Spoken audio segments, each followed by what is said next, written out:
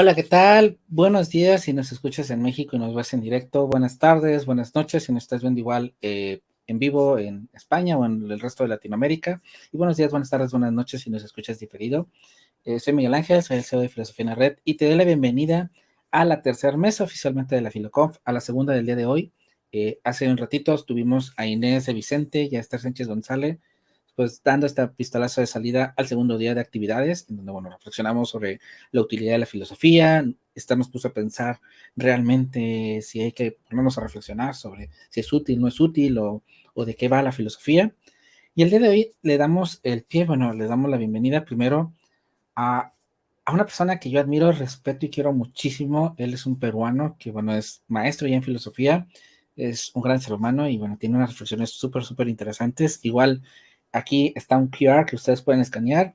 Escanearlo, los va a llegar a todas las redes sociales de Filosofía en la Red, a la página, tanto en español como en inglés, como a la revista de Filosofía en la Red. Y si entran a la versión en español, simplemente ponen su nombre y van a poder entrar a todos los artículos que tiene, bueno, súper interesantes en Filo en la Red.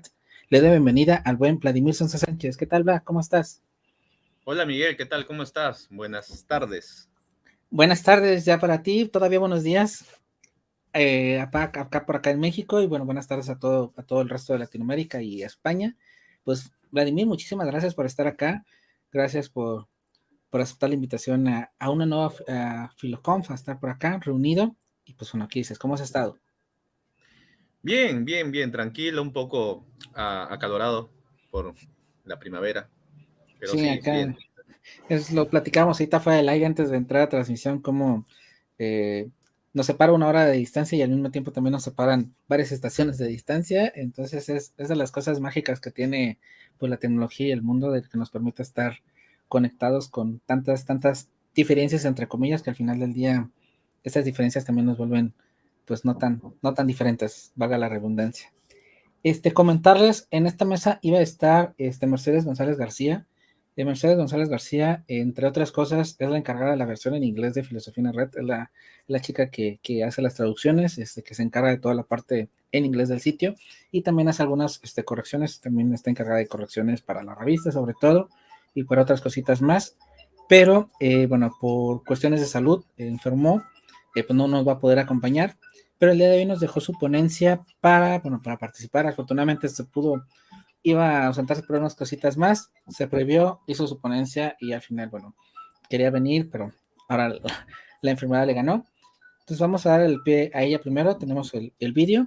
A posteriori vamos a platicar, Vladimir y yo, sobre su ponencia, vamos a reflexionar, vamos a filosofar un poco sobre eso y después le damos a dar el pie absoluto a Vladimir para que nos comparta, pues, su reflexión. Entonces, bueno, voy a ir abriendo la ventana de Mercedes y les dejamos con ella para, pues, filosofar un poco. Ella, su ponencia es: ¿podríamos vivir sin la filosofía? Vamos ahí, entonces regresamos.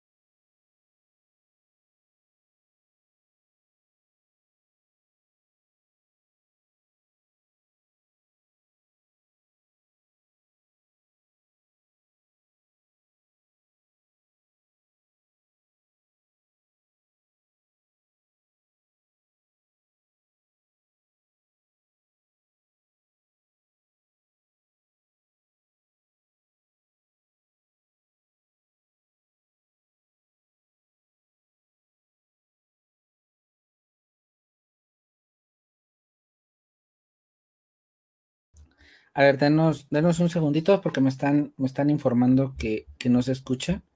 Entonces déjenme ver cómo la La colgamos porque, o si no, creo que voy a hacer, a ver, vamos a hacer una prueba con el vídeo así.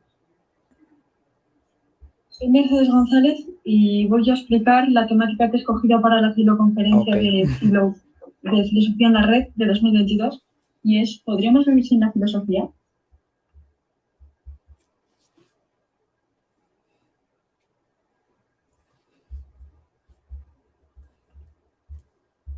A modo de introducción, por sorprendente que le resulte a más de uno, la pregunta que da título a mi exposición, lejos de ser una pregunta sencilla,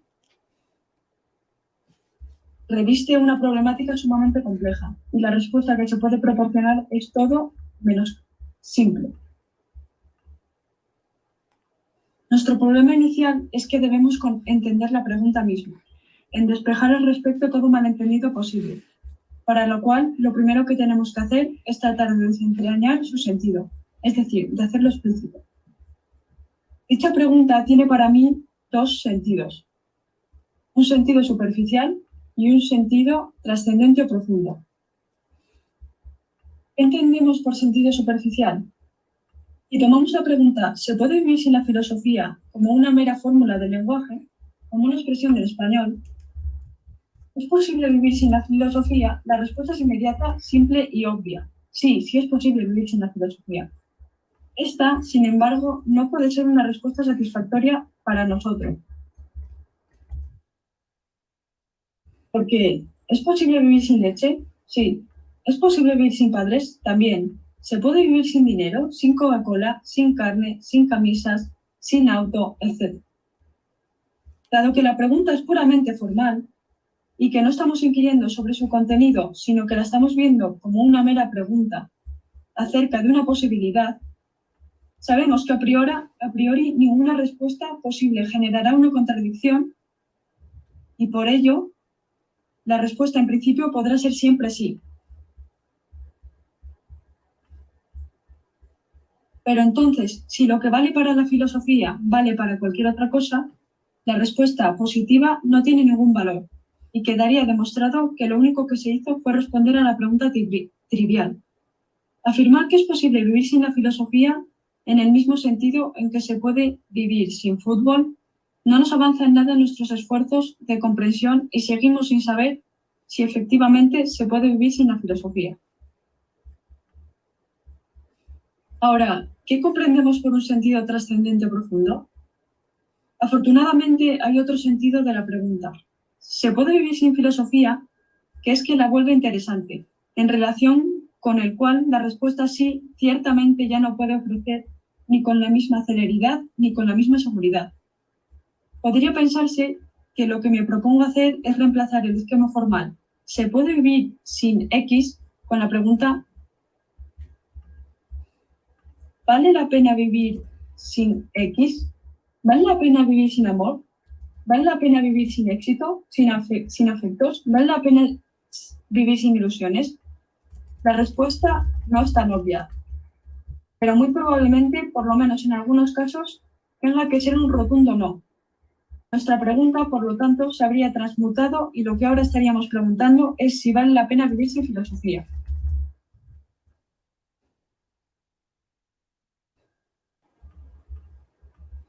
Defender la idea de que más allá de si es o no es deseable vivir sin filosofía, el hecho es que simplemente es imposible hacerlo y que la filosofía aparece en nuestras vidas y es requerida por nosotras, nos guste o no. En otras palabras, me propongo sostener que la filosofía, de hecho, no es dispensable. Veamos, pues, si es factible demostrarlo. Para empezar a construir nuestro punto de vista, creo que habría de ponernos de acuerdo respecto a algo. Que la respuesta que intentamos dar a nuestra pregunta habrá que ser en función de dos cosas. De la concepción que nosotros tenemos del ser humano y de la idea de filosofía que tengamos. Ahora bien, la concepción del ser humano. Preguntémonos primero, ¿cómo podemos considerarnos a nosotros mismos? Se me ocurre que podemos vernos en primer término como seres biológicos. Si nos consideramos exclusivamente como entidades biológicas, esto es, como seres de los cuales da cuenta la biología, es evidente que entonces sí podemos afirmar con confianza que podemos vivir sin la filosofía. El problema con esto es que podemos asegurar que no hay nadie que reduzca su concepción de los seres humanos a la de los seres meramente biológicos. Alguien que viera en sus semejantes solo músculos, huesos, tendones, nervios, etc., sería algo más que un monstruo. Como respuesta, por lo tanto, la opción biológica no nos sirve. De igual modo, podemos ver a nuestros semejantes y en nosotros mismos no solo seres biológicos, sino también seres psicológicos. Esto es, seres que además de sus características biológicas, tienen o disfrutan de lo que podemos llamar estados y procesos mentales. O sea, todos tenemos una vida psíquica, imágenes, recuerdos, aspiraciones, creencias, deseos y demás. Eso es un hecho. Ahora bien, desde esta perspectiva, es decir, considerando a los seres humanos únicamente como seres biológicos y psicológicos, ¿podríamos afirmar que se puede vivir sin filosofía? Claro que sí, solo que una vez más, de hecho, nadie tiene una concepción tan limitada de las personas. Nadie considera a sus padres o a sus hijos, por ejemplo, como meras máquinas biológicas dotadas de una psique.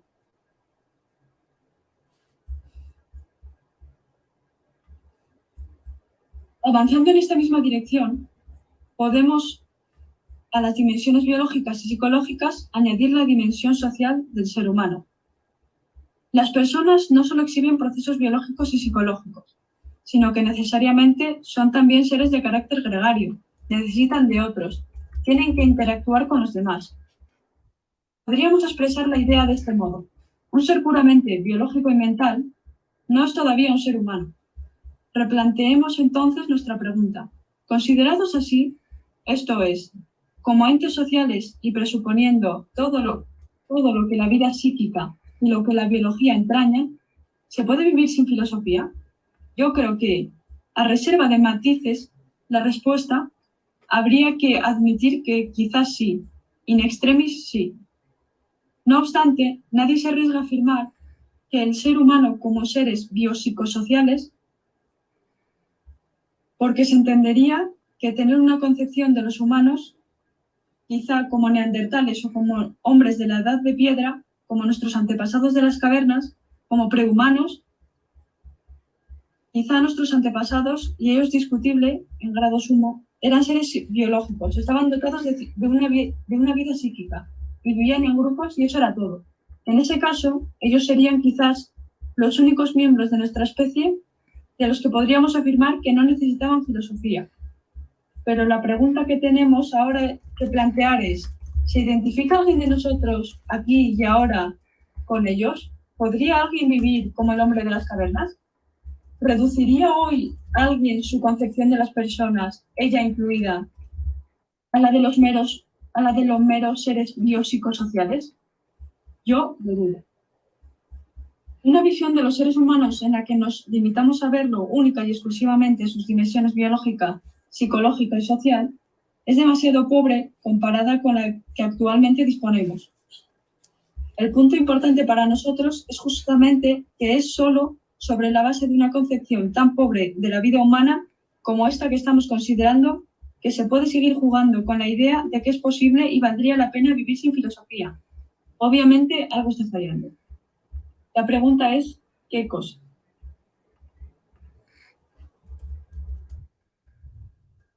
Nosotros también somos seres lingüísticos. Las perspectivas de los seres humanos que tenemos mencionados nos mantienen en lo que podemos llamar el mundo natural. En efecto, ni como seres biológicos, ni como seres psicológicos, ni como seres sociales nos distinguimos del resto de animales. Por ejemplo, los elefantes tienen una formidable memoria, de hecho mejor que la humana. Los tigres tienen creencias sobre sus potenciales presas, etc. Pero si eso es así, entonces, ¿dónde está lo específico de lo humano? ¿Dónde y cómo aparece? Yo creo que la respuesta es evidente. El hecho es que, además de seres biológicos, psicológicos y sociales, somos también, esencialmente, en un sentido que ya no se aplica a los animales. Somos seres lingüísticos. Es con la plataforma del lenguaje que se abren las posibilidades de ser específicas de nosotros. Es cierto que los miembros de múltiples especies animales desarrollan sistemas más o menos precarios de comunicación y se advierten unos a otros sobre peligros, comidas, rivales, etc. En relación con los intereses que perseguimos en esta ocasión, lo fundamental del lenguaje es que nos abre el espectro del pensamiento. No necesito argumentar que algo como un poema está decididamente más allá de toda posibilidad de expresión de cualquier animal. Es, pues, con lo que podríamos llamar el reino del pensamiento que nos encontramos en el mundo de lo esencialmente humano, de lo peculiar de los miembros de nuestra especie, del Homo sapiens sapiens. Ahora bien, dicho reino, es importante enfatizar, tiene su fuente y sus raíces en el lenguaje. Quizá lo primero que hay que decir, aparte de complejo y de no fácil aprehensión, el concepto de pensamiento es también ambiguo. Lo que quiero decir es que el término pensamiento se usa de dos maneras diferentes, es decir, puede tener dos sentidos, puesto que apunta a dos cosas distintas. El pensamiento subjetivo por un lado y el pensamiento según Gottlob Frege.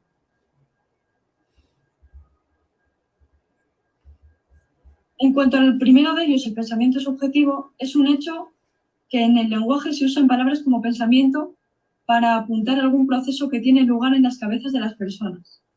En este sentido, el pensamiento es un proceso psíquico-psicológico, algo que de una u otra manera está conectado con el cerebro y sus funciones. Así entendido, el pensamiento es la actividad de la mente. Este es, pues, un fenómeno de la subjetividad humana y en este sentido podemos afirmar que cada quien tiene sus pensamientos. Ahora, enfatizándonos en el pensamiento según Gottlob Frege, en este segundo sentido, hablamos del pensamiento para referirnos al contenido semántico de una oración, es decir, es lo que la oración significa en sí mismo, su sentido.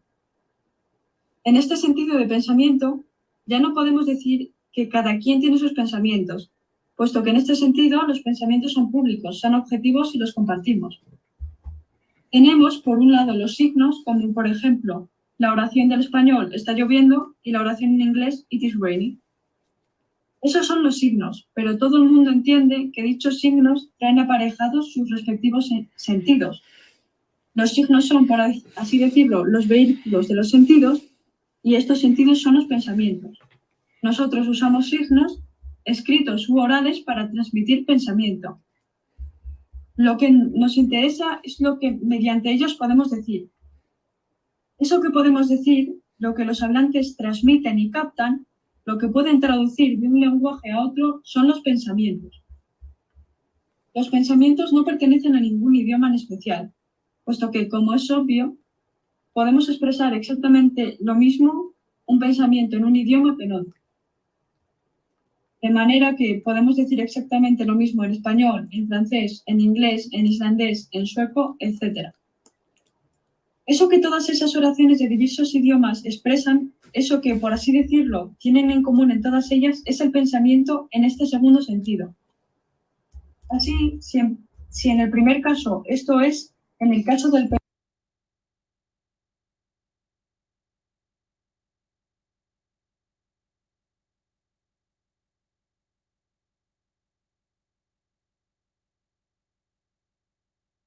único que tenemos es una entidad abstracta, un objeto que no es ni material ni mental, sino lógico. Estamos ya en posición de hacer ver por qué la dimensión lingüística del ser humano es simplemente crucial. Es con el lenguaje que surge el sentido, con el sentido los pensamientos, y con los pensamientos tanto la representación del mundo como la autorrepresentación. O sea, es gracias a que disponemos de un lenguaje que tenemos una idea de la realidad y sobre todo, y más importante para nuestro tema, que podemos tener una idea de nosotros mismos y de nuestra posición frente al mundo. Ahora bien, habría que entender que los pensamientos en general no vienen solos y ciertamente nos interesan tener conglomerados de pensamientos que sean desde luego congruentes, pero no únicamente. Mediante y gracias a nuestros pensamientos, no solo describimos la realidad, sino que nos formamos cuadros de ella o, como preferimos llamarlas, concepciones. Por medio de estas concepciones, interpretamos. El punto crucial por el momento es que es prácticamente imposible tener un lenguaje, ser un ser lingüístico, y no formarse o conformarse una concepción del mundo, así como una concepción de uno mismo.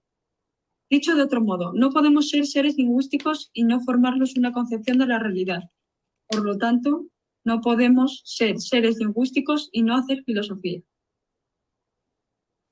Tan pronto empezamos a hablar de concepciones, ya estamos hablando de filosofía. Naturalmente, las concepciones que los usuarios del lenguaje se pueden formar tanto del mundo como de ellos mismos varían desde muchos puntos de vista.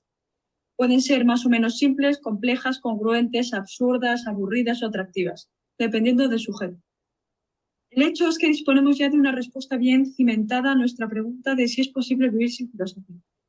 La respuesta es que los seres lingüísticos, como lo somos nosotros, no pueden vivir sin filosofía, entendiendo por filosofía, en este caso, la formación de concepciones de la realidad y de uno mismo. Ahora, hemos hablado de concepciones de la realidad, ¿pero esto qué es?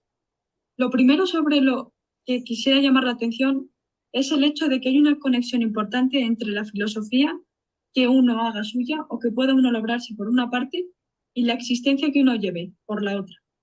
Es decir, entre su modo de ver el mundo y su modo de enfrentar, que puede o no ser congruente.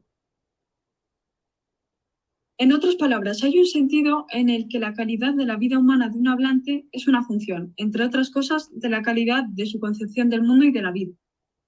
En este punto se manifiesta la importancia del pensamiento, en el sentido de Frege, y lo que podríamos llamar sus consecuencias prácticas.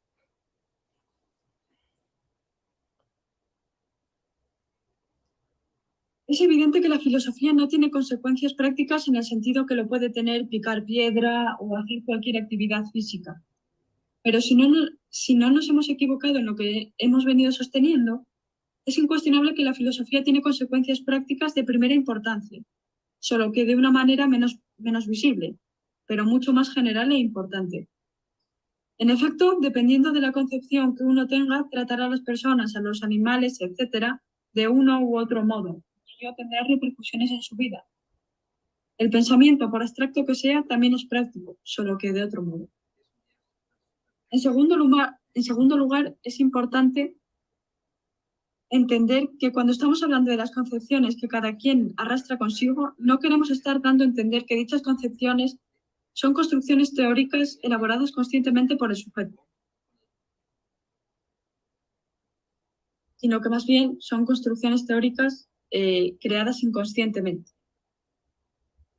Cuando hablamos de las concepciones del mundo y de la vida que la gente hace suyas, lo que tenemos en mente en general son las concepciones que implícitamente tienen, las que quienes las observamos podemos extraer tanto lo que ellas mismas dicen como por lo que ellas exhiben a través de su conducta.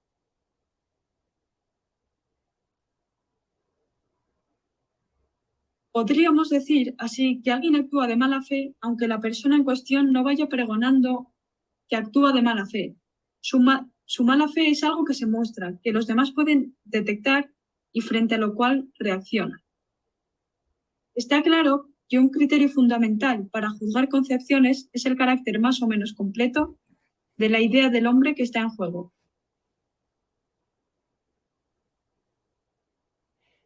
Es importante porque nos hace ver que si alguien hace suya una concepción puramente naturalista de las personas, es decir, si se limita a verlas como seres biológicos, psicológicos o sociales, podemos inferir que su concepción será pobre, decepcionante, aburrida y tendrá unos efectos negativos.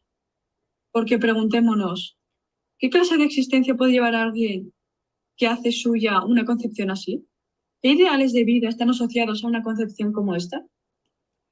Si imaginamos un caso de vida exitosa, regida por valores internos, a la concepción naturalista o propios de ella, lo que veríamos sería una idea del sujeto en cuestión que podríamos catalogar como un atleta o una persona socialmente exitosa.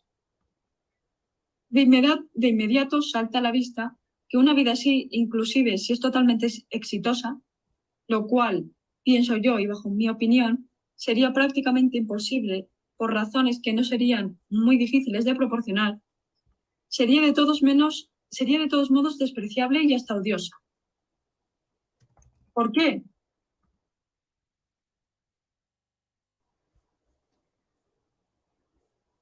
Porque de no haber tomado en cuenta la faceta lingüística del ser humano, es decir, una concepción omniabarcable, la concepción en cuestión sería paupérrima o sumamente incompleta, pues el sujeto se habría olvidado de todo aquello que se gesta gracias a la dimensión lingüística de la vida humana.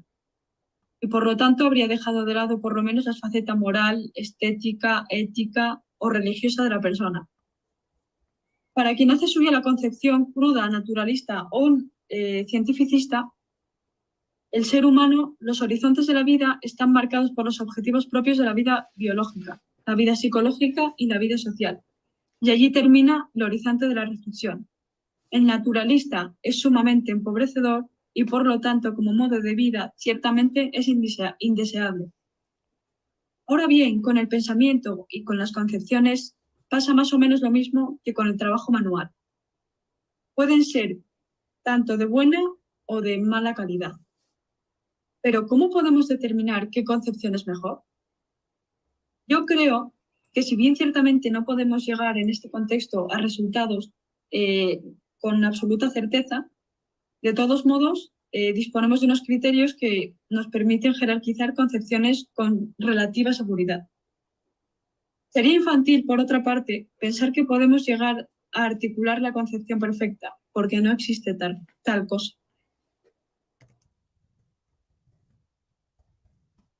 El filósofo alemán Friedrich Nietzsche, con toda razón, sostenía que la idea de perfección resulta de una comparación.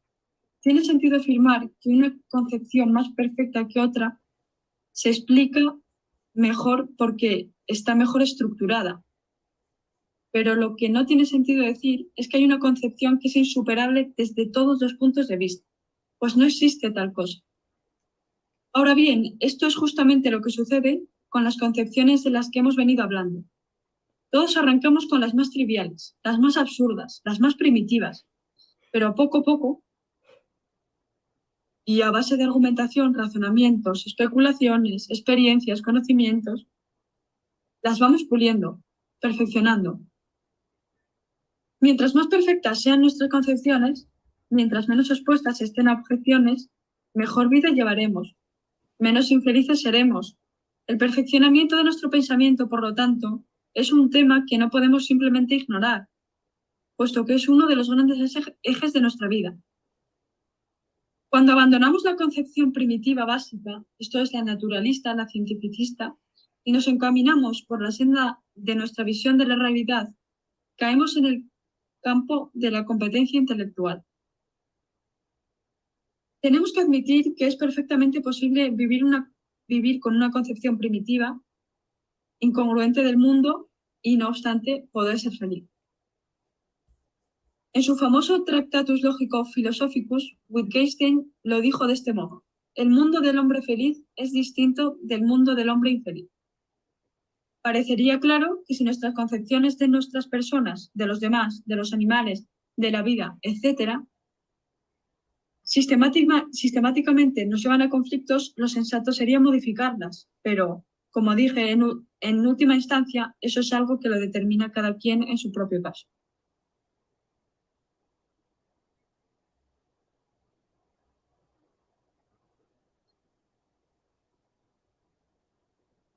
Tan importante es la filosofía en la vida humana que a menudo la gente prefiere seguir teniendo problemas con el mundo que altera sus concepciones, esto es, que admitir que sus ideas están mal elaboradas y estructuradas, que su pensamiento es erróneo, que está en un error, que su filosofía es equivocada. Por ejemplo, alguien puede estar satisfecho con su visión naturalista del mundo y de la vida y nunca entender o aceptar que por ser limitada, su visión del mundo resulte conflictiva y por lo tanto sería conveniente superarla y dejarla de lado. Así, cuando no es factible hacerla entender al sujeto en cuestión que si su vida es de mala calidad, es porque su pensamiento, su concepción del mundo, su filosofía es de mala calidad. En este sentido, de filosofía, Esto es, como una actividad intelectual permanente de esclarecimiento y de sistematización de nuestro pensamiento, hay que reconocer que aunque no se puede vivir sin ella, de todos modos sí tiene unos límites. Hablamos de progreso intelectual, de desarrollo de nuestras concepciones, pero ¿cómo se perfecciona una idea? ¿Cómo perfeccionamos una filosofía? La respuesta es simple. No hay más que un método, mediante la reflexión, para lo cual el intercambio de ideas, la discusión, es indispensable. Muchas veces estas discusiones y estas reflexiones se dan a raíz de conflictos que nosotros mismos generamos. Lo interesante aquí es reparar en el hecho de que el momento de intentar responder esta pregunta, lo que estamos haciendo es filosofía. Veríamos entonces que en la raíz de dicha conducta lo que encontramos es un principio ético como hay que hacer lo que a uno le genera placer. Pero como estamos de fundar la conducta de alguien en dichos principios conduce a problemas, tenemos que inferir que dicho principio, por atractivo que nos parezca, no puede ser aceptado de manera cruda.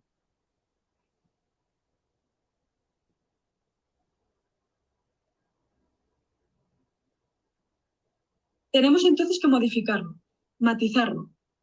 Podríamos entonces proponer un principio alternativo como hay que buscar el placer, pero no a costa del malestar de otras personas. En este proceso transitamos de una concepción casi automática o espontánea de una filosofía primitiva a una filosofía más refinada. ¿Tenemos que estar empapados de filosofía técnica y profesional? Claro que no. Si bien es obvio que algún contacto con ella siempre es provechoso y útil. Así, por ejemplo, si el ciudadano medio supiera qué es realmente el amor platónico, qué es el mito de la caverna, qué es el imperativo categórico, si comprendiera estos conceptos, su concepción del mundo sería mucho más sólida y, por lo tanto, regularía mejor su conducta. Por lo tanto, viviría mejor, no esperando de los demás cosas o reacciones que es lógicamente imposible que se den, y ajustando su vida a los hechos del mundo con más éxito. Estaría entonces en la ruta de la sabiduría. El valor de la filosofía se deja sentir cada vez que reflexionamos sobre nuestra existencia. El maravilloso mundo de la filosofía se nos aparece tan pronto como inquirimos acerca de cómo vivir, de para qué vivir, de qué realmente vale la pena, qué es hermoso, qué es bueno, qué es malo, qué es bueno, de cómo es el mundo considerando como una totalidad, de cómo es posible el conocimiento, etc. La filosofía es valiosa precisamente por sus consecuencias, esto es, por las aplicaciones prácticas que tiene, por el hecho de que gracias a ella uno logra moldear su vida, inclusive si la concepción que uno logre labrarse sea perfeccionable. Los temas clásicos y perennes de la filosofía son justamente aquellos cuya consideración requiere meditación, y es cuando nuestro pensamiento entra en contacto con dichos temas, que nosotros mismos le damos una orientación personal a nuestra vida. Nuestra filosofía es el producto de la actividad de nuestra mente, cuando ésta se ocupa de temas de interés universal, de temas que por su generalidad y abstracción no pueden ser estudiados científicamente y con una fiabilidad científica. Nosotros distinguimos más arriba la plataforma naturalista de la plataforma lingüística. No hay una ciencia del bien y del mal, una ciencia de lo bello y del arte, una ciencia de la divinidad, una ciencia de las entidades abstractas, una ciencia del yo, etc. Pero precisamente estos temas que la ciencia no estudia son los que son intelectualmente más atractivos. Mientras más profundamente entremos en la filosofía, más libres seremos. Porque la filosofía nos hace libres, porque nos permite actuar no por estar sometidos a presiones externas y por lo tanto a determinaciones causales, sino que gracias a ellas llegamos a resultados que intelectualmente nos dejan satisfechos y por los que nosotros mismos optamos. Es por ello por lo que creo que la filosofía es indispensable en nuestra vida y que debemos adoptarla como propia, tengamos los pensamientos que tengamos. Sin más, Gracias por vuestra atención y espero que os haya gustado. ¿Qué tal, Vladimir? Hola, Miguel. Hola, pues hemos escuchado aquí a Mercedes, como les comentábamos al inicio, para los que se van conectando o que llegaron aquí a medio vídeo, Mercedes, bueno, iba a participar, era la encargada de la versión en inglés de Filosofía en la Red, pero bueno, por cuestiones de salud se le complicó un poco y no nos puede acompañar en directo, pero bueno, afortunadamente fue previsora y tenía su charla ya grabadita y la pudimos escuchar el de hoy sobre si se puede vivir sin la filosofía. No sé, Vladimir, a mí, yo rescato mucho estas analogías que hacía, ¿no? De cómo podemos vivir sin padres, sin coches, sin Coca-Cola, sin cosas así, pero cómo rescata la parte de lo humano en cuanto al sentido de que el lenguaje es lo que nos hace, pues, propiamente humanos y es lo que nos lleva, pues, a reflexionar. No sé tú cómo veas de lo que nos platica Mercedes, de lo reflexiones. Sí, mira, justo hay un artículo en Filosofía en la Red acerca del círculo de la comprensión de Gadamer. Comercial, Uno de ¿eh? los, No, no. uno de los primeros artículos. Y habla acerca de la importancia del lenguaje y cuán importante es para nosotros, por ejemplo, los seres humanos, el lenguaje, porque no solamente es un medio de comunicación, sino también es un medio por el cual nosotros generamos nuestro propio pensamiento, vamos formulando nuestro pensamiento. Y ahí entra esa parte que mencionaba Mercedes respecto a la filosofía. O sea, podemos vivir sin muchas cosas, pero sin esa capacidad de pensar que es propiamente innata de los seres humanos, o sea, es lo que nos hace ser seres humanos y nos diferencia de todas las cosas que hay en el mundo que nos rodea, yo creo que sí es muy importante. Miren, déjenme, porque vamos a hacer el comercial completo al buen Vladimir. Por acá, para que no digan. Aquí está el artículo que menciona el buen Vladimir por acá. Sí, ¿no? A mí se me hace muy interesante esta parte, ¿no? Como, bueno, de hecho, rescatando un poco incluso de lo que nos comentaban Esther e Inés hace ratito, pues esta parte de lo detonante de la utilidad, ¿no? Al final del día, porque por mucho que nos pongamos a pensar y a reflexionar, pues incluso puede entrar dentro de la característica de qué tan útil puede ser el sentarnos, ¿no? El que quizá otras especies, pues simplemente pueden existir y coexistir sin complicarse la existencia y como nosotros, pues nos gusta, ¿no? Enredarnos ahí, ponernos a cuestionarnos que, pues si sí, si no, si existe o no existe, o si hay o no verdad, o hay o no mentira, o lo que sea. Creo que el punto detonante aquí con Mercedes es esta reflexión, ¿no? En el sentido de cómo es vital la filosofía y tomando un poco, pues contigo que te dedicas a la docencia y todo esto, y más que nada en el Perú, que la filosofía, bueno, de hecho en toda Latinoamérica y en toda Hispanoamérica se está quitando, se están pugnando por quitarlas de las asignaturas. ¿Cómo le daríamos este giro y cómo justificaríamos que no podemos vivir sin la filosofía? Ya desde un plano educativo, ya quizá no meternos en planos más complejos, sino desde el plano netamente educativo, tú que estás en un cole, que eres director de un cole, ¿cuál sería el por qué se necesitan los chicos vivir con la filosofía? Yo pienso que para que les podamos generar, y es la ponencia de ahora también, ese pensamiento crítico. O sea, nuestros alumnos aquí en el Perú, ¿no?, han sido privados de la filosofía en la educación básica regular desde hace más de 20 años. Y yo creo que es importante rescatarla y sobre todo potenciarla, porque muchos de los estudiantes peruanos, no solamente de la zona costeña, sino de la serranía, de la selva, tienen mucho que decir respecto a las realidades o a las realidades que vive nuestro país. Y creo que es la realidad también de Latinoamérica, también, ¿no? O sea, la realidad de muchos países latinoamericanos. Y ahí entra a tallar la importancia de poder pensar, la utilidad de poder hacer filosofía, más que enseñarla en sí, sino hacer filosofía, filosofar, como ahora, ¿no? Filosofar en la red, o sea, utilizar las plataformas virtuales para poder llegar a todas partes del mundo y de esta manera podamos eh, entablar esos lazos, esos nexos que antes de pronto no había, ¿no? Mucho antes de la pandemia, ¿no?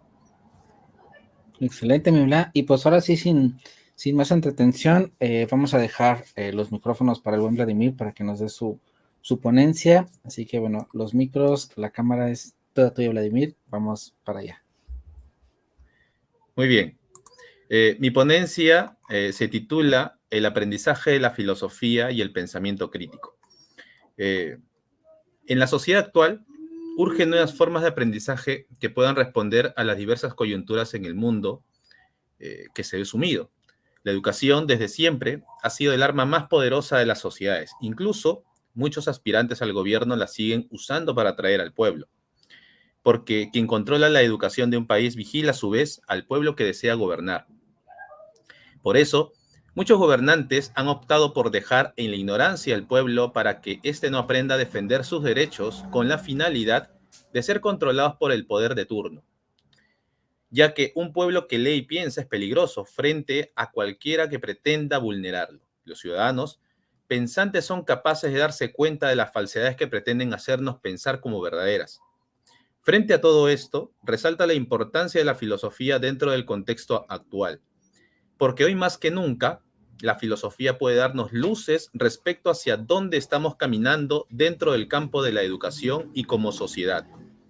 Ahora bien, uno de los aspectos que ha causado cierta controversia es el planteamiento de Kant, filósofo alemán, a través de la crítica a la razón pura, donde sostiene que no es posible aprender filosofía, solo se puede aprender a filosofar, es decir, a ejercitar el talento de la razón. Esta problemática ha colocado en el tapete ese aspecto que nos conduce a través del pensamiento crítico.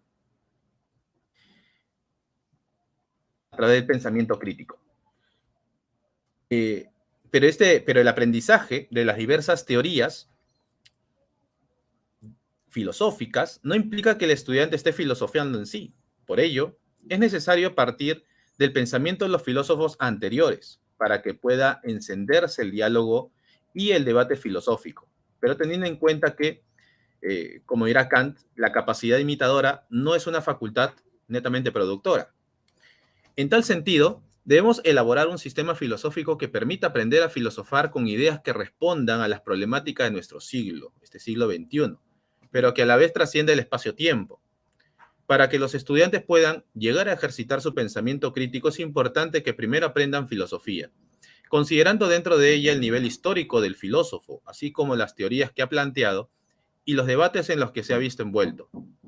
Pues hay una clara necesidad de la historia de la filosofía para tener claro el horizonte hacia dónde se quiere llegar. Es verdad que para tener una altura de filósofo las ideas deben fluir de forma natural.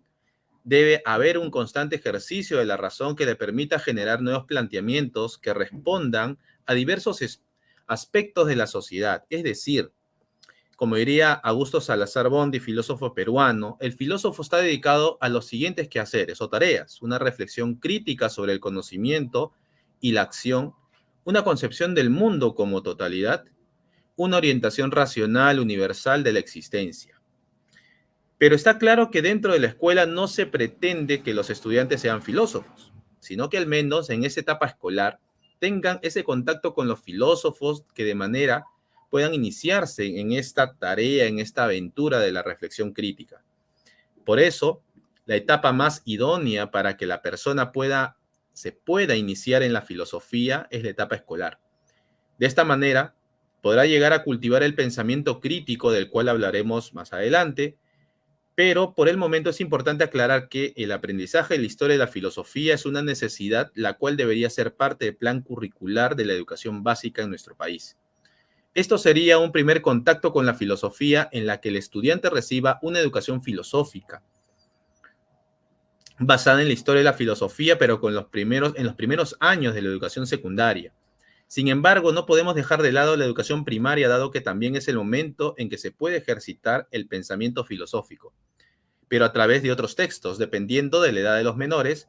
Ese sería un primer acercamiento tal como se ha desarrollado en diversos países de Latinoamérica y Europa.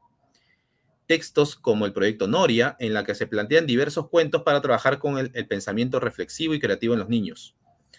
Todo esto de acuerdo con su edad. Por otro lado, los libros de Matthew Lipman, que a base de novelas nos introducen a la reflexión crítica y a preguntarnos por el sentido de la vida, la realidad, entre otros. Ambas series van desde la etapa preescolar hasta la adolescencia. En ese sentido, hay mucho material que es necesario explorar con la finalidad de que nuestros estudiantes vayan familiarizándose con la filosofía. La gran mayoría de estos textos se pueden usar durante la primaria y otros en los 2 primeros años de la educación secundaria, para continuar con la reflexión iniciada en la primaria. Pero también se puede empezar con la historia de la filosofía, que permita una introducción más reflexiva del pensamiento filosófico. Acompañado a esto, los estudiantes no solo podrían aprender la historia de la filosofía, sino que también vayan reflexionando conjuntamente a los filósofos que estén estudiando. Para ello es importante que los alumnos puedan ir profundizando en una educación filosófica, ya que el tercer año de secundaria y aprovechando el ímpetu de la adolescencia, se puede realizar un quiebre cognitivo entre lo que implica la reflexión filosófica desde el cuento a la novela que anteriormente han pensado y la reflexión de los filósofos que han precedido durante algunos puntos clave de la historia de la filosofía.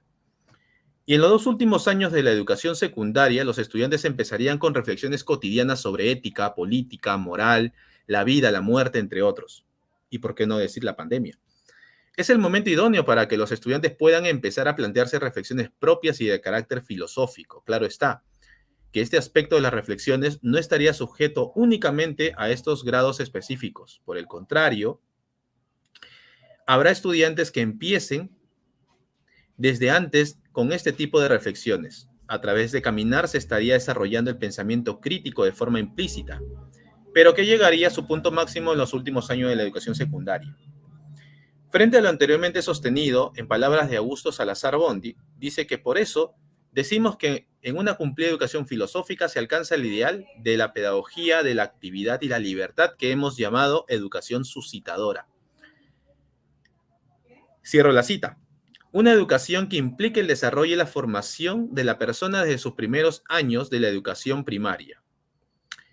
Una educación que permita desarrollar la capacidad del pensamiento crítico, pero siempre teniendo en cuenta que la filosofía es un saber histórico, como diría Víctor Lee Carrillo, también filósofo peruano. En ese sentido, la educación filosófica debería partir desde la historia de la filosofía como punto clave, pues no se podría considerar que los estudiantes empiecen a reflexionar de forma crítica o viendo el proceso histórico de la filosofía. En ese sentido, la búsqueda de la verdad es inseparable del movimiento de la historia. La verdad no se logra sino por la necesaria meditación de la tradición. Observar la tradición es importante para que los estudiantes aprendan el origen del pensamiento filosófico de los autores con los que luego ellos debatirán, de manera que en algún momento las reflexiones planteadas por los estudiantes pasarán también a formar parte de la historia de la filosofía, dependiendo del alcance y la trascendencia de esta. Por eso, la figura del docente de filosofía es muy importante, es más, importantísimo, porque como dice Salazar Bondi, se debe cultivar la reflexión crítica, el rigor, el orden y el sistematismo del pensamiento, la capacidad de penetración e iluminación de la realidad, que son rasgos esenciales del filosofar, y cierro la cita. De manera que el docente sea el artífice de la producción filosófica del estudiante, quien de seguro irá desde lo más básico hasta alcanzar el desarrollo de su propio pensamiento crítico a través del análisis de los textos y de sus propias reflexiones, así como de las reflexiones colectivas con sus pares. La reflexión no puede ser en solitario, por el contrario, se necesita del otro para que pueda llegar a ser más fructífera a su edad, dado el ímpetu socializador que tienen debido a la adolescencia, pero también es necesario reconocer que muchos adolescentes son apáticos. Esto constituye un reto para la educación filosófica. Pero no es posible generar frutos de carácter filosófico en este caso. La filosofía nos invita a pensar más allá del propio pensamiento. De esta manera, Víctor Lee Carrillo nos dice que, a diferencia de otras disciplinas, la filosofía no es un saber, sino un saber que se hace y se rehace constantemente. En ese sentido, la filosofía no es positiva. No es un conjunto de resultados, sino un conjunto de problemas cuya formulación misma es distinta según las épocas. Y cierro la cita.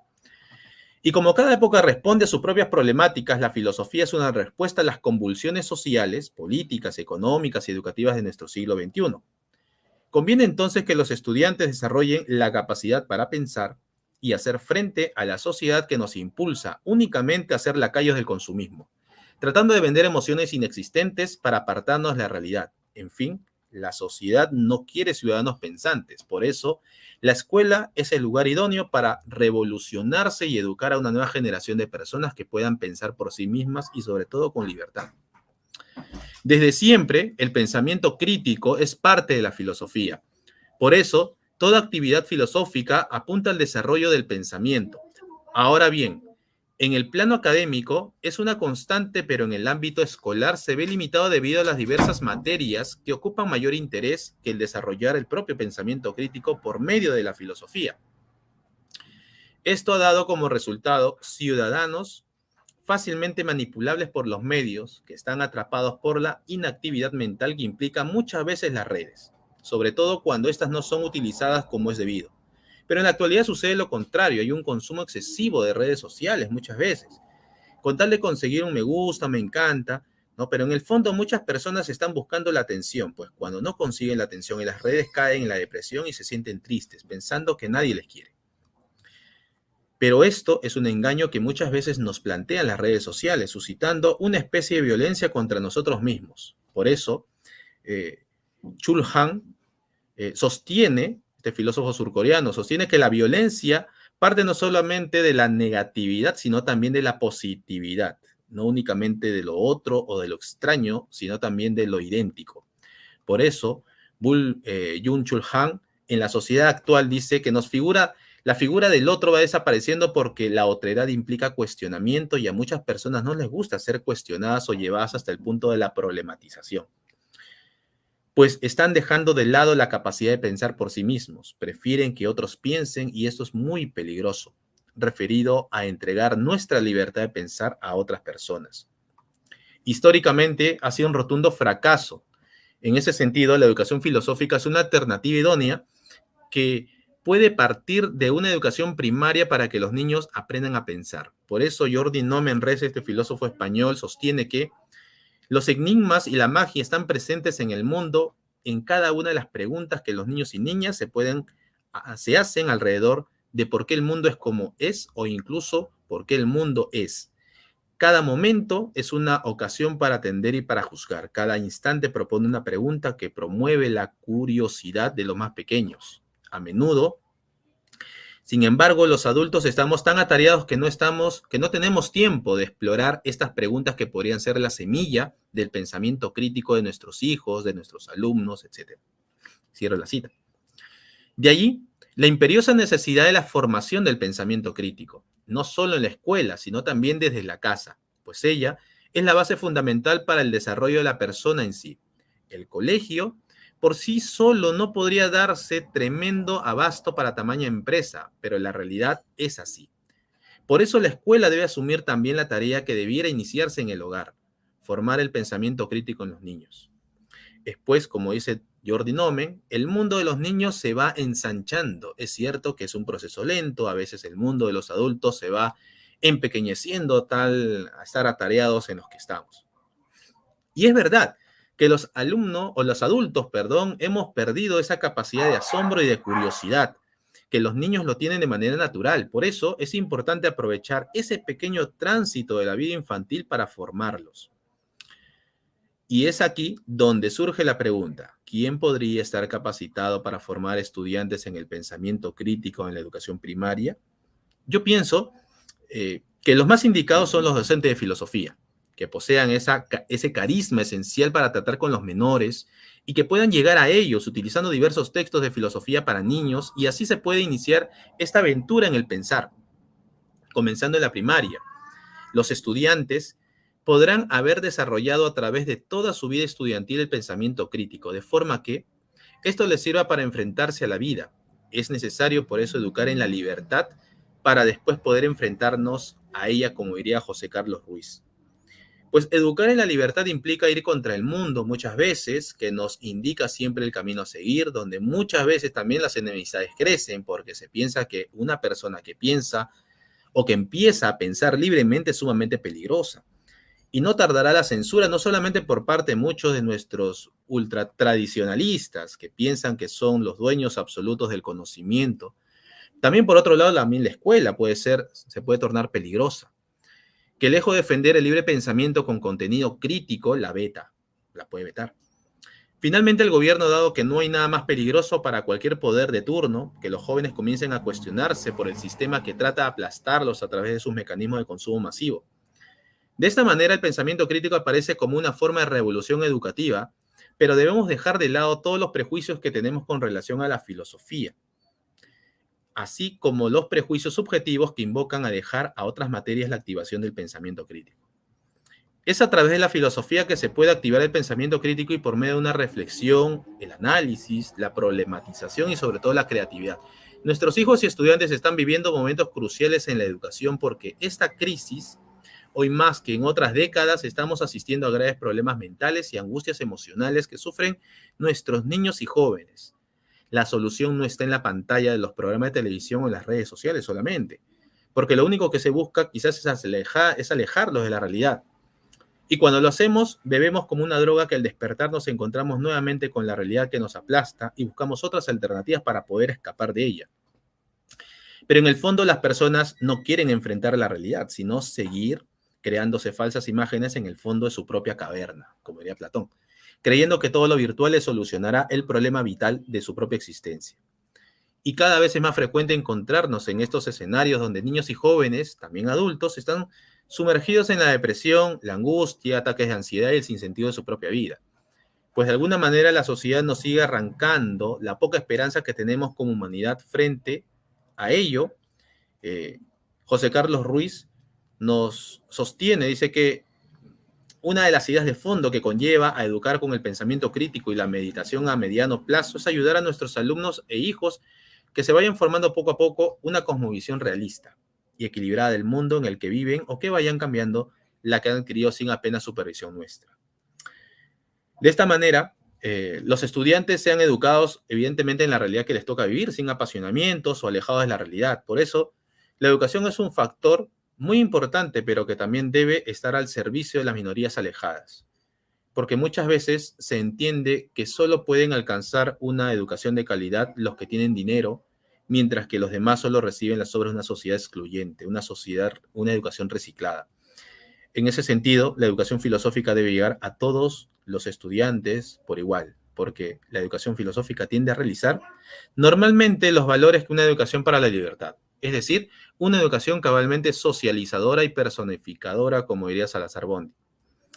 Por eso, se puede afirmar que el pensamiento crítico está inmerso dentro de la filosofía a través de una educación filosófica que permite el desarrollo de nuevo ciudadano, una persona pensante de su realidad y consciente de ella, en la que el docente de filosofía ayuda a los estudiantes también a alcanzar la madurez mental requerida a lo largo de toda la educación, pero también una educación para la libertad, como ya se menciona anteriormente.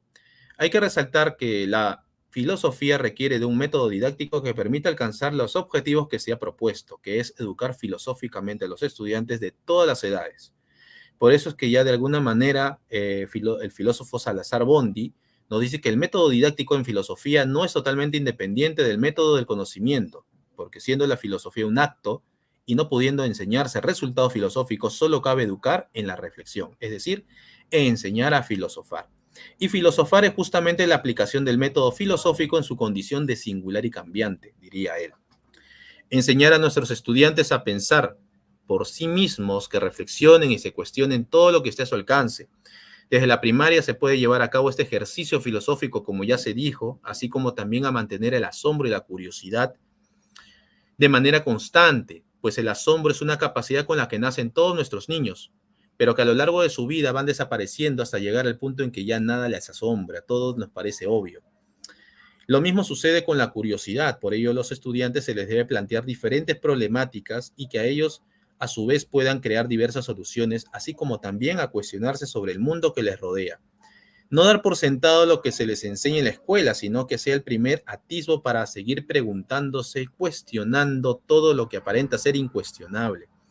Las palabras, o en palabras de José Carlos Ruiz, dice que es una de las manifestaciones culturales que se están empezando a invadir los modelos de vida, que nuestros niños y adolescentes es la pérdida del asombro. No cesa de reclamarse la necesidad de educar en la creatividad, en el pensamiento creativo, en potenciar una especie de pensamiento divergente en la que el niño sea capaz de dar múltiples respuestas a un solo problema.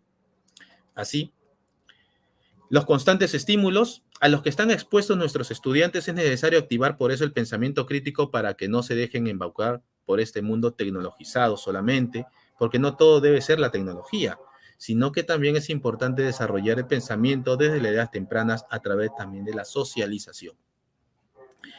Por otro lado, la tecnología también muchas veces es fría, pero contrae nuestra propia humanidad. Sin embargo, necesitamos de las redes para poder acercarnos también a la humanidad que a veces se encuentra totalmente alejada. Sin embargo, no hay que dejar que los niños pierdan su capacidad de asombro. De lo contrario, estarán condenados a ser unos adultos sumisos ante cualquier injusticia y fácilmente manipulables. Que los estudiantes adopten una filosofía de vida que les permita orientar y reorientar su existencia y su posición en la sociedad. Porque no se trata de hacer pequeños filósofos entre los elegidos, sino de educar la vertiente filosófica de nuestra inteligencia, considerándola como un conjunto de habilidades que mejoran con la repetición, con el entrenamiento adecuado. Es decir, la filosofía debería formar parte de la vida de las personas, por eso ya decía Kant, no se enseña filosofía, sino a filosofar. Y la vida se convierte así en un constante filosofar, no como filósofos profesionales, sino como filósofos prácticos, que se despierte constantemente esa capacidad de preguntarse y de vivir bien, pero sin dejar de desarrollar nuestro pensamiento creativo y la capacidad de resolución de problemas. Hoy más que nunca necesitamos de la filosofía, ya hemos vivido al margen de ella y vemos el desastre que se ha generado a nivel global. Ya es hora de reincorporarla como parte de nuestro quehacer cotidiano. Es el momento idóneo de que la filosofía regrese no solamente a los colegios en el Perú, sino a todos los ámbitos de la vida de las personas, donde la vida misma sea un constante filosofar sobre lo que nos rodea. En palabras de Chul Han, denuncia que la actual sociedad de la supervivencia que absolutiza lo sano elimina justamente lo bello. Como sociedad hemos vuelto hacia la caverna o quizás nunca salimos de ahí. Y hemos pasado el tiempo pensando que habíamos dejado de observar las imágenes de las paredes para contemplar la verdadera belleza, pero no fue así porque en este mundo tan cambiante no hay tiempo para la contemplación ni para la reflexión. Por el contrario, la sociedad exige cada vez más estudiantes rápidos, productivos, capaces de entrar en la competencia sin cuestionamientos ni debates, simplemente sumisos. En efecto, hay también un culto al cuerpo de manera hedonista, llevando al extremo los cuidados de este. Pero que, sin una educación filosófica, de una manera adecuada, las personas terminarán creyendo que las falsas imágenes son verdaderas. Finalmente, ya para poder concluir, la filosofía es la respuesta más acertada a nuestro siglo. Necesitamos más filosofía para desarrollar el pensamiento crítico, creativo y autónomo, para que los estudiantes no se dejen embaucar por la sociedad que solo busca estimular el consumo, pero deja de lado lo más importante, el pensamiento crítico. Gracias. Perfecto, Vladimir, muchísimas gracias. Excelente charla con un fondo después musical muy interesante. Como todo Latinoamérica, siempre hay algo ahí de fondo en las ciudades que nos acompaña. Pues antes que nada agradecerte por la ponencia. Y bueno, te tengo algunas preguntas, ya tenemos algunas del público. Antes también quiero los saludos que mandaron. Está Elvis Pérez por Facebook, que nos manda a saludar, y también el buen Eric Ochoa también te saluda. Como comercial, Eric va a estar en un ratito más, va a estar por acá, entonces para que no lo dejen de acompañar a seguir, porque va a andar por acá en un ratillo. Ahorita les digo a qué hora para que lo anoten. Quien no sepa, Eric está a las 18 junto con Mayra, a las 18 horas de la Ciudad de México, entonces para que estén ahí acompañándolos. Y antes de dar pie a una pregunta que tenemos por Twitch, comentarles que ahorita que empezamos ya esta mesa de charla, pues nos puedan mandar sus preguntas, sus comentarios, todas sus inquietudes sobre Vladimir. Aprovechen lo que están solito para que lo bombarden de preguntas, ya sea por Twitch, ya sea por Instagram, ya sea por Facebook, ya sea por YouTube. En cualquiera de los medios donde nos estén viendo, pues mándenles ahí sus preguntas en los comentarios y se los estaré formulando. Y está apareciendo aquí una barrita como un comercial de Bookmate. Bookmate nos está apoyando en esta Filoconf, nos está regalando unos códigos para una suscripción. Bookmate es un servicio para leer en streaming, tipo Netflix, pero de libros. Entonces, para que lo prueben, para que lo conozcan, nos regala un mes de suscripción con el código Filosofía en la Red, así que vayan, créense una cuenta, usen el código, ahí está la liga, y pues aprovechen de un mes de regalo con Bookmate. Vladimir, mencionaste varias veces a Kant y esta parte, esta premisa que tenemos muy taladrada, ¿no? De que se enseña a filosofar, nos enseña filosofía, pero desafortunadamente en los coles e incluso en la carrera de la filosofía, muchas veces se nos taladra y se nos enseña la historia de la filosofía, se nos enseña a los filósofos, pero cuando sale uno de la carrera, como que el filosofar como que no te lo enseñaron, o sea, como que al final del día te dijeron, mira, así fue la historia, así todo bonito y y estos se agarraron del chongo y lo que sea, pero no te enseñan a reflexionar cómo dar este paso para realmente en las escuelas, tú ahora sí que como docente a nivel pues eh, básico, pero incluso ya como pensándolo ya como universitario, cómo enseñar a pensar a los estudiantes, cómo no solo quedarnos en la historia de la filosofía, sino realmente enseñar a pensar. Ahí yo creo que es muy importante, Miguel, el docente de filosofía, ¿no? Ya no tanto el estudiante en sí, sino el docente, el cómo llevarlo desde la historia de la filosofía, que está bien, o sea, a partir de allí, a través del camino al filosofar, ¿no? O sea, a llevarlos a pensar. O sea, es volver lo teórico hacia lo práctico, ¿no? La filosofía se ha vuelto demasiado, ¿no? En los últimos siglos, demasiado academicista, ¿no? Pero sabemos muy bien de que la filosofía no nació exactamente, ¿no?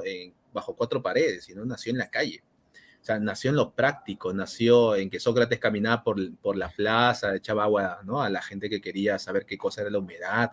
Entonces, ¿no? A Tales de Mileto que de pronto, bueno, presocrático, ¿no? O sea, miraba las estrellas, se caía en huecos. Entonces, nació como una actividad práctica. Y creo yo de que es lo que falta quizás tanto en el ámbito universitario como en todos los ámbitos. Falta llevarlo a la practicidad, ¿no? O sea, ¿qué nos dice la filosofía? O sea, qué enseñanza filosófica podemos sacar, por ejemplo, de la pandemia, ¿no? ¿No? Entonces, es pensar, ¿no? ¿Qué ha dicho o qué dice la filosofía respecto a la soledad, ¿no? Por ahí tocaríamos a Schopenhauer, ¿no? Quizás a Nietzsche, por ejemplo, ¿no? Acerca de esa irreverencia que tiene con respecto a la humanidad, etcétera, ¿no? Entonces, yo creo que es llevarla a la práctica. O sea, ¿cómo llevarla? He ahí el punto. He ahí la tarea del docente de filosofía, que para poder llevar a la práctica al estudiante, es que también el docente haya pasado por la práctica para poder llevar al otro. Es como salir de la caverna, ¿no? O sea, el hombre que sale de la caverna, recién cuando sale y tiene la experiencia de haber salido de la caverna, después de haber visto también las imágenes y todo lo demás, se da cuenta de la verdadera belleza que hay fuera de la caverna. Es como el docente de filosofía, que se fue y ahora regresa porque ha pasado de manera más práctica, ahora regresa a llevar a sus estudiantes también con la misma naturaleza o la misma naturalidad, ¿no? Hacia fuera de la caverna. Pero si el docente de filosofía no tiene esa experiencia y teóricamente trata de impulsar a los estudiantes a que ellos mismos salgan de la caverna, no, pues no, como que no va a funcionar. Se va a caer nuevamente en el círculo vicioso. O sea, parte mucho del docente de filosofía, que lo lleva a la práctica, ¿no? Es salir a la calle, es filosofía en la calle, es irnos y vamos a reflexionar sobre los camiones que pasan, ¿no? ¿Por qué pasan los camiones así y no en otro sentido? Es comenzar a pensar. Parecerá algo muy obvio y hasta tonto, podría decirse, pero lo mismo pensaban de Sócrates.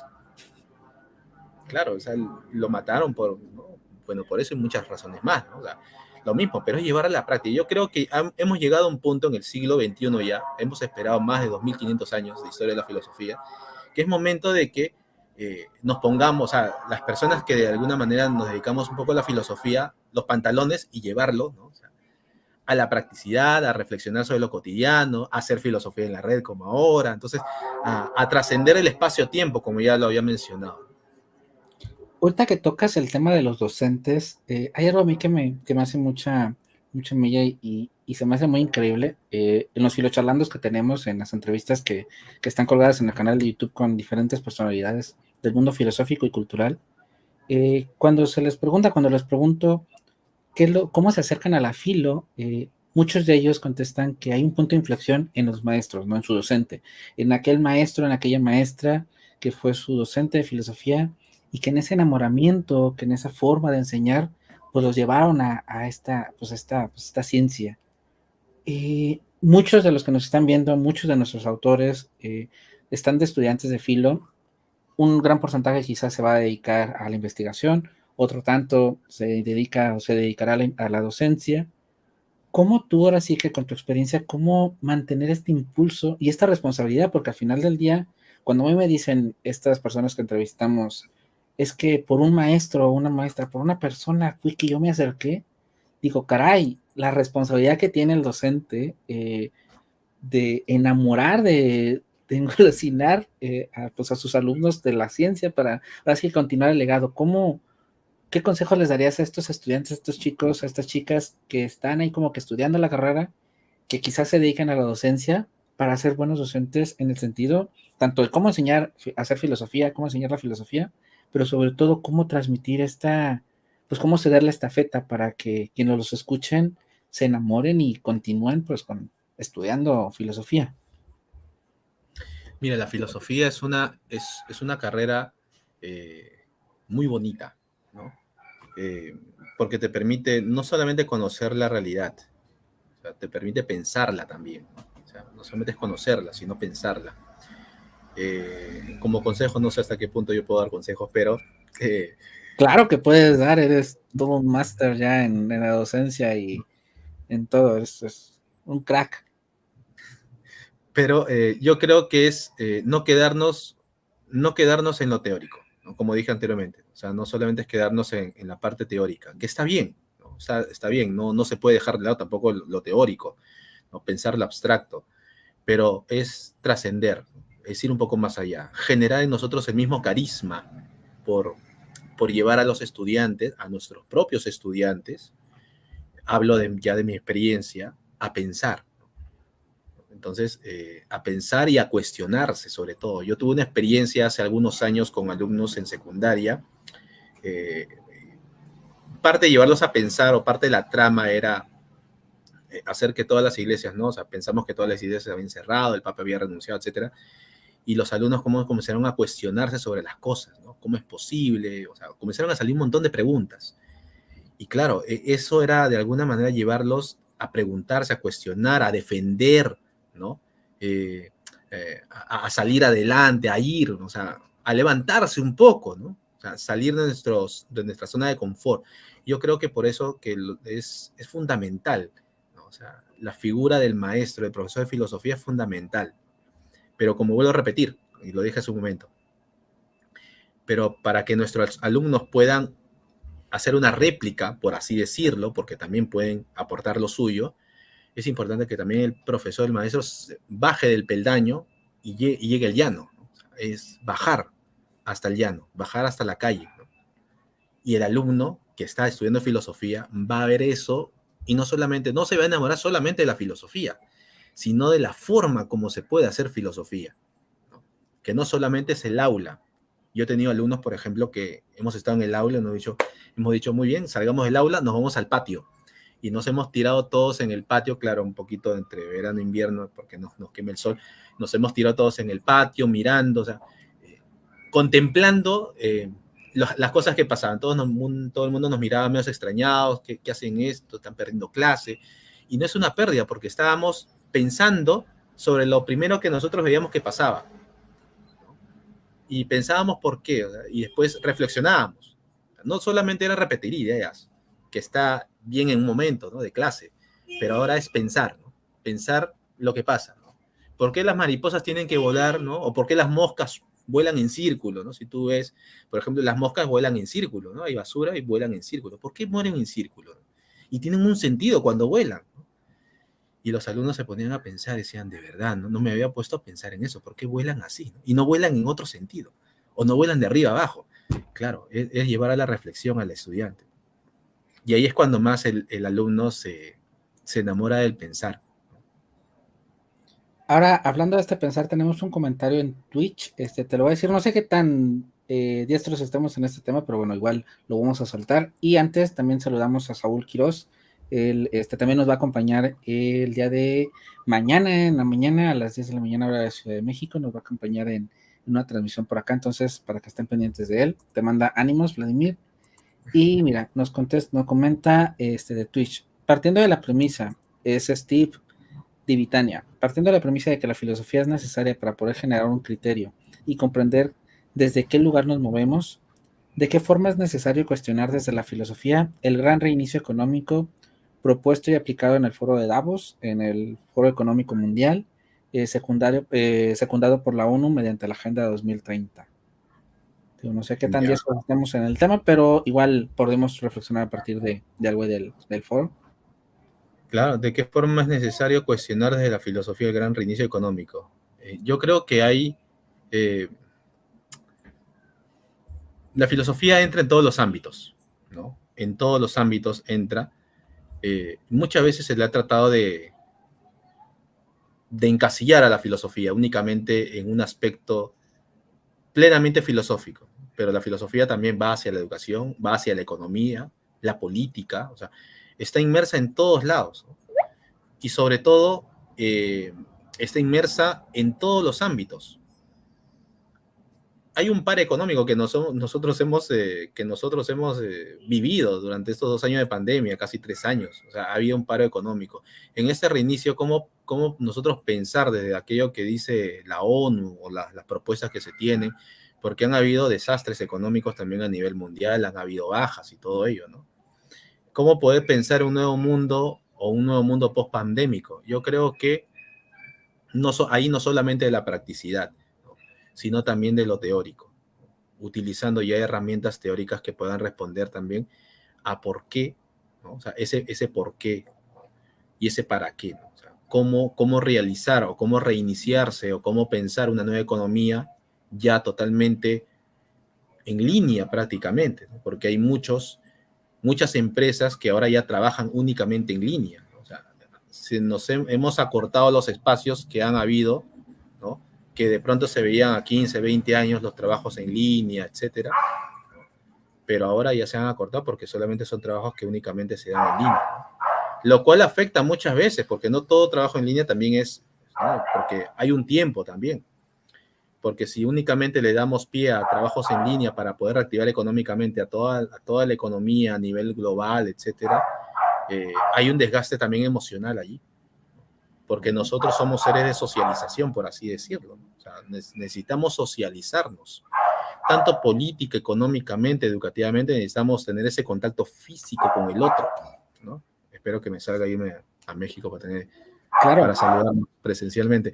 Pero, o sea, necesitamos ese contacto. Sí, yo lo viví recién, hay un post ahí en Instagram, bueno, también en Facebook tuve la oportunidad de irme a tener estos encuentros en persona con gente que está, pues para nosotros del otro lado del charco, allá en Europa, y sí es un contacto, es un reflexionar diferente, es un encuentro diferente. Antes de continuar, Elvis nos pregunta que si cualquiera puede hacer preguntas. Desde luego, Elvis, manda tu pregunta en los comentarios ahí de Facebook y ahorita con todo gusto te contesta el buen Vladimir. Aquí aprovechando también, escaneen el código QR que está acá. Lo va a llevar a los enlaces de la página en español de Filosofía en la Red, filosofianared.com, de la página en inglés, english.filosofianared.com, en donde publicamos algunos artículos, además de una edición de la revista en inglés. Ahí se están publicando periódicamente algunos artículos. Tenemos también el enlace a la revista de Filosofía en la Red, que es una publicación semestral, que en diciembre sale el tercer número en español. Y tenemos todas las redes sociales para que nos sigan, les den like y bueno, nos acompañen siempre en todo lo que es filosofía, en todo lo que hace Filosofía en la Red. Y también, si entran a la página filosofianared.com, van a About, Autores, buscan a Vladimir y ahí pueden ir a todos los artículos de Vladimir, como el que hicimos hacer comercial hace ratito, para que conozcan y porque me imagino que se van a quedar con ganas de más reflexionar sobre Vladimir, pues vayan y conozcan un poco más de cómo reflexiona el buen Vlad. Antes de hacerte yo una pregunta, otra pregunta, Rolando Sosa te manda a saludar, dice buenas tardes. Buenas ponencias, señor Vladimir. No te entendí hasta ahora con tu explicación tan clara, ya lo va entendiendo. Eso es excelente. Muy interesante para los estudiantes de estos tiempos actuales. Muy interesante la exposición que das, que te preocupas por la educación del Perú. Y te manda a felicitar. Pues muchas gracias, Rolando. Y mira, nos está saludando también Telma. Telma era una antigua autora de Filosofía en la Red. Gracias por acompañarnos, Telma. Te mando un saludote desde Ciudad de México. Y mientras nos formula la pregunta Elvis, hablabas algo del asombro. Y a mí ahora sí, válgala, a mí me sigue sorprendiendo muchas cosas de tecnología, por ejemplo. Yo es algo que siempre he marcado cuando yo una vez tuve una oportunidad hace 10, 11 años, cuando empezaba la moda de los iPhones, incluso de los smartphones. Una maestra estaba en París y bueno, yo ya traía mi teléfono, ¿no? Usábamos Skype en ese momento y para mí fue increíble poderle hacer una llamada. Yo estaba en un centro comercial en México y hacer una llamada por teléfono, ¿no? Por medio de Skype. Y me sorprendió. Y al día de hoy, pese a que tengo contacto con muchos autores y autoras de todo el mundo, yo no conozco sus horarios porque me comunico con gente de España, me comunico con Vlad de Perú, me comunico con gente de Argentina, de Chile. A mí me sigue sorprendiendo esa magia, ¿no? Me sigue sorprendiendo el poder tener esos contactos y el que en mi mano pueda comunicarme con técnicamente cualquier parte del mundo. Pero desafortunadamente, aunque es algo muy común en los seres humanos de que nos vamos acostumbrando a las cosas, creo que en los chicos es más latente esta parte donde, como ya nacieron con internet, como ya nacieron con WhatsApp, con Facebook, con lo que sea, ya lo dan por sentado. Cuando se caen estos servicios, es su apocalipsis, pero ya no les sorprende cómo mantener, nuevamente como docente, cómo mantener esta chispa de asombro para que los chicos se sigan pues, maravillando con cosas como las moscas, con cosas como las mariposas o con cosas como la tecnología. ¿Cómo podemos, como docente, incluso como filósofos en general, hacer que las nuevas generaciones y nosotros mismos, porque creo que también llega un momento en donde nosotros mismos estamos por sentadas muchas cosas, cómo mantener esta capacidad de asombrarnos de las cosas?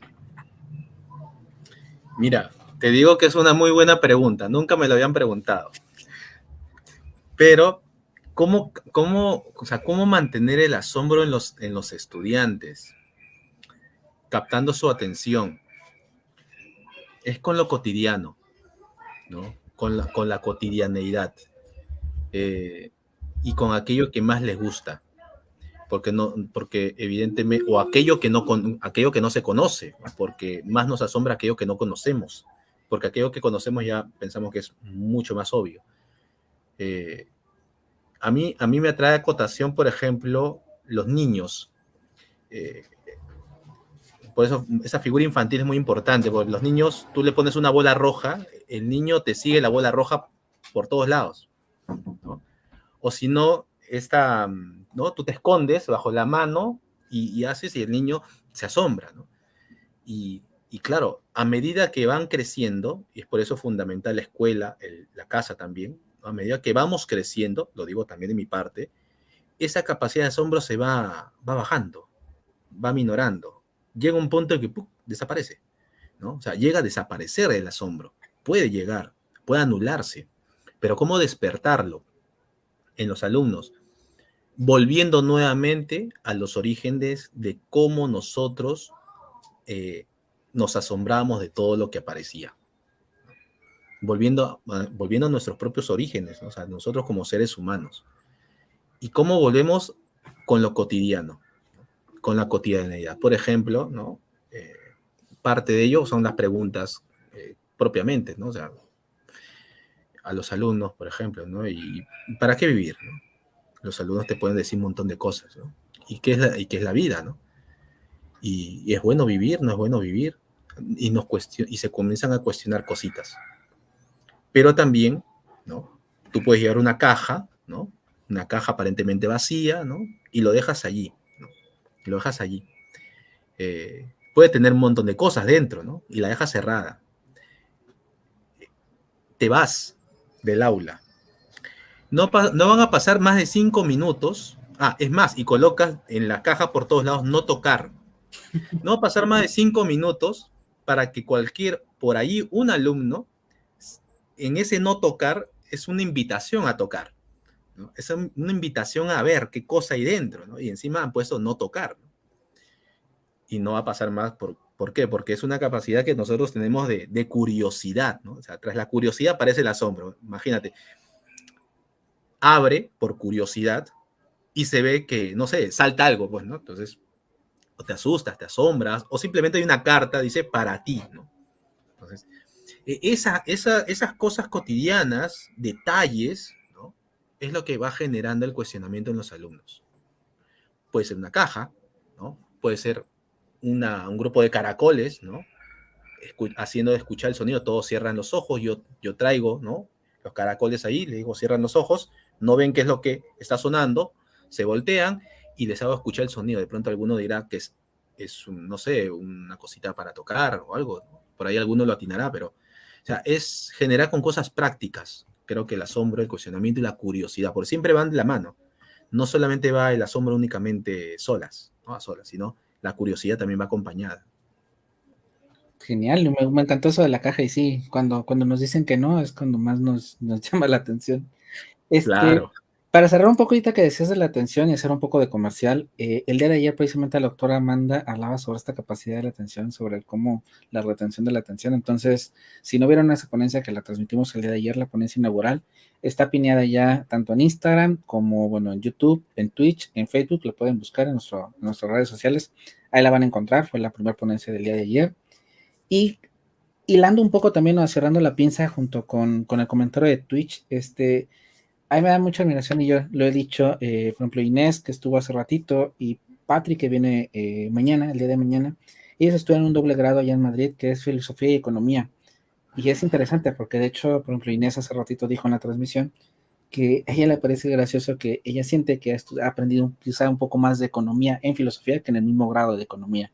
Y es interesante lo que hablabas tú, ¿no? De cómo esta combinación de que cómo la filosofía se mete en todo y cómo se puede reflexionar, cómo reflexionan ellas en concreto, pues la economía con filosofía y cómo logran estos bagajes, ¿no? Al fin, yo siempre he dicho que juntar esas dos cosas para mí sería fatal, pero bueno, ellas lo llevan muy bien y creo que sería una manera también interesante de responderle, pues, a quien nos comentó en Twitch esta necesidad de cómo implementar la filo. Y mira, Elvis, ya para cerrar, nos acaba de formular la pregunta, entonces, la vamos a realizar ya para ir cerrando.